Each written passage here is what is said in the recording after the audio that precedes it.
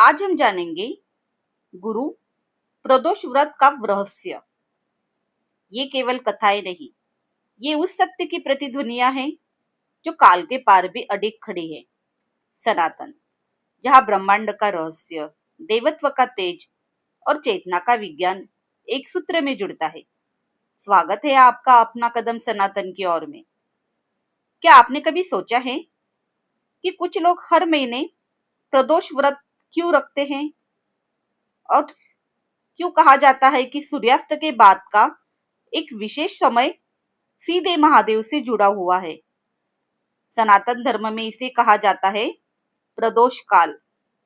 लेकिन यह प्रदोष गुरुवार के दिन आता है तो इसका प्रभाव और भी दिव्य माना जाता है। इसे कहा जाता है गुरु प्रदोष व्रत, एक ऐसा व्रत जिसके बारे में मान्यता है कि इस दिन की गई पूजा जीवन की बाधाएं, मानसिक अशांति और नकारात्मक ऊर्जा तक को बदल सकती है। लेकिन गुरु प्रदोष व्रत आखिर होता क्या है, इसे कैसे किया जाता है और क्यों महादेव इस समय जल्दी प्रसन्न होते हैं? आज हम जानेंगे गुरु प्रदोष व्रत का वो रहस्य जो केवल एक व्रत नहीं बल्कि एक दिव्य ऊर्जा का अनुभव माना जाता है। अब जानते हैं गुरु प्रदोष व्रत आखिर होता क्या है।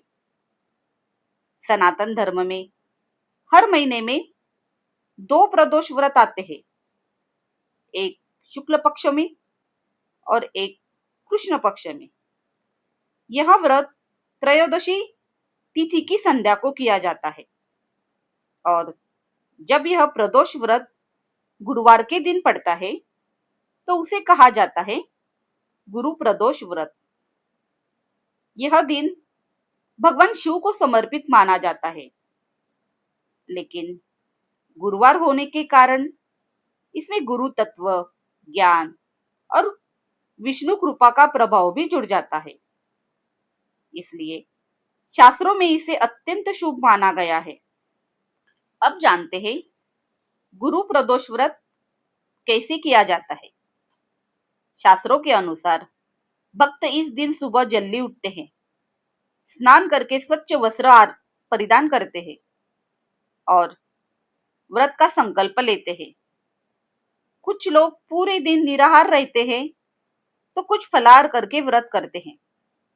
लेकिन इस व्रत का सबसे महत्वपूर्ण समय होता है प्रदोष काल, यानी सूर्यास्त के आसपास का दिव्य समय।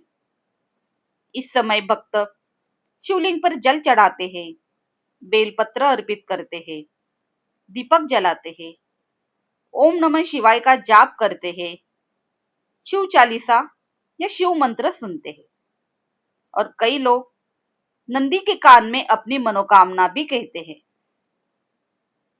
अब जानते हैं नंदी के कान में इच्छा क्यों कहते हैं। यह रहस्य बहुत कम लोग जानते हैं। नंदी केवल शिवजी का वाहन ही नहीं, वे विश्वास, धैर्य और भक्ति के प्रतीक माने जाते हैं।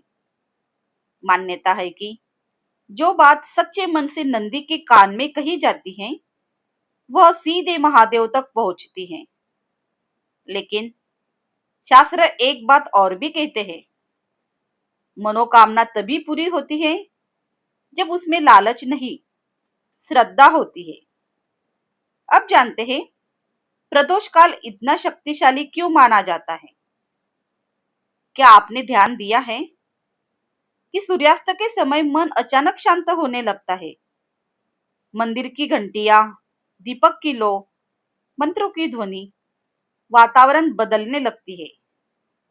सनातन धर्म कहता है कि यह समय ऊर्जा परिवर्तन का समय होता है और आधुनिक विज्ञान भी मानता है कि शाम के समय मानव मस्तिष्क की तरंगे बदलती है।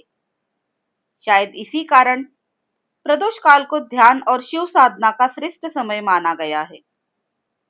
अब जानते हैं गुरु प्रदोष के दिव्य संकेत। शास्त्रों में कुछ संकेत बताए गए हैं जो प्रदोष काल में दिखाई दे तो उन्हें शुभ माना जाता है। जैसे दीपक की लौ का स्थिर होना, मन का अचानक शांत होना, शिव मंत्र स्वतः याद आना, मंदिर की घंटियां बार बार सुनाई देना। कहा जाता है कि ये संकेत बताते हैं कि आपकी प्रार्थना सुनी जा रही है। तो अगली बार जब सूर्य अस्त होने लगे और वातावरण अचानक शांत महसूस हो, तो शायद वो केवल शाम नहीं, वो समय होगा जब महादेव अपने भक्तों के सबसे करीब होते हैं। क्योंकि सनातन धर्म कहता है, ज्ञान, भक्ति और कर्म तीनों जब एक होते हैं, तभी दिव्यता का प्रकाश उत्पन्न होता है।